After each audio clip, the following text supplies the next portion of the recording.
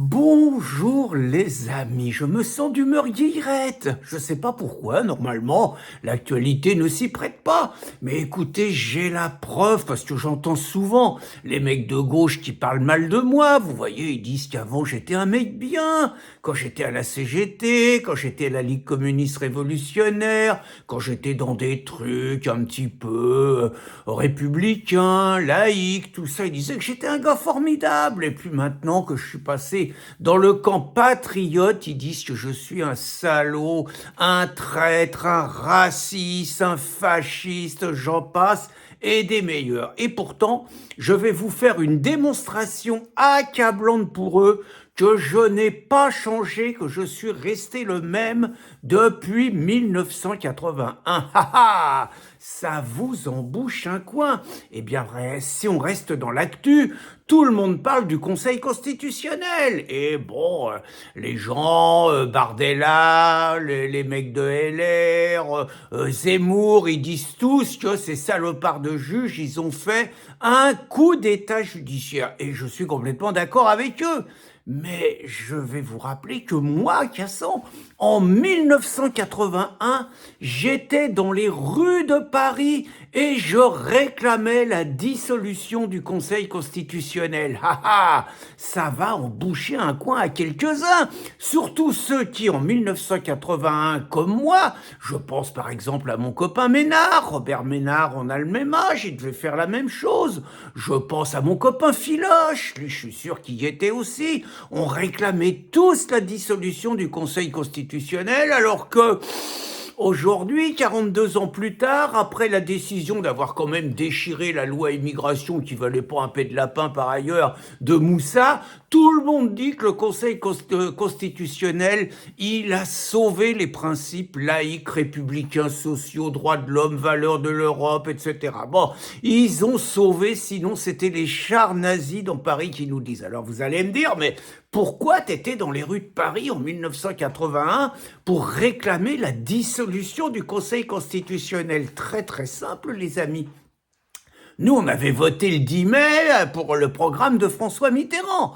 Et le programme de François Mitterrand, il y avait dedans la nationalisation d'un ensemble de domaines dans le secteur bancaire, dans le secteur industriel et tout. Bon, il y avait les nationalisations. Et nous, évidemment, on disait sans indemnité ni rachat. Parce qu'on disait que les capitalistes, ils avaient volé plein d'argent aux travailleurs et que maintenant, c'était normal que l'argent des travailleurs, qui sont les impôts, ça allait pas en plus servir à leur donner de l'argent. Donc, on réclamait ça. Alors, Mitterrand, il avait commencé à voter des lois. Ils avaient pas donné beaucoup de sous à ceux qu'ils avaient nationalisés, mais bon, ça... Et évidemment, la droite, à l'époque, le RPR, ils avaient traîné le gouvernement devant le Conseil constitutionnel.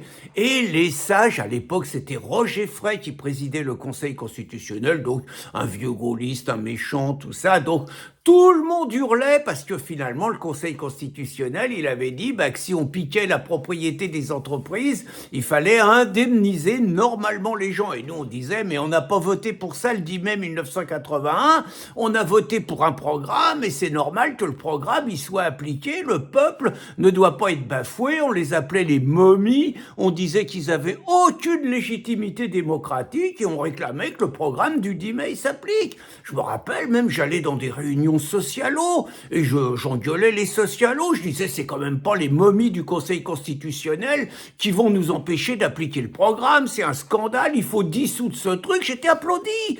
Les gens, ils étaient contents d'entendre ça. Ils disaient que j'avais raison, que j'incarnais l'esprit du 10 mai 1981. Et moi, 42 ans après, je dis toujours la même chose. Je dis que aujourd'hui, il y a 80% qui sont contre l'invasion migratoire, que finalement le texte de Moussa, qui était, je vous dis très franchement, un pet de lapin, la France demeurait quand même l'État le plus attractif pour les clandestins, mais bon, il y avait quand même quelques mesures qui facilitaient les expulsions dans des situations où aujourd'hui on est bloqué. Donc, la majorité des sénateurs et des députés ont voté ce texte. texte. Ils ont été élus par le peuple, contrairement aux 9 guignols derrière Fabius et Juppé du Conseil constitutionnel. Donc moi je considère que c'est la voix du peuple qui l'emporte sur la voix de faux juristes.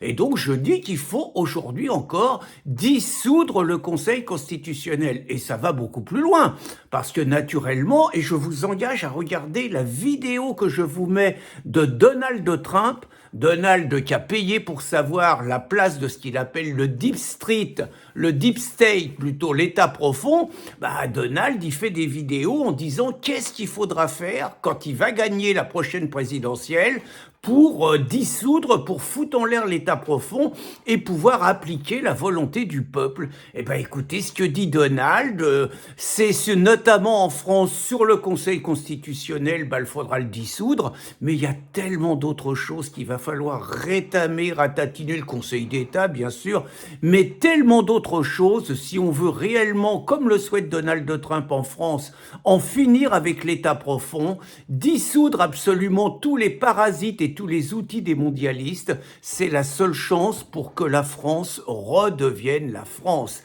Et voilà, je vous ai donc prouvé que depuis 42 ans, je suis resté le même, contrairement aux collabos de gauche. Bonne journée les amis!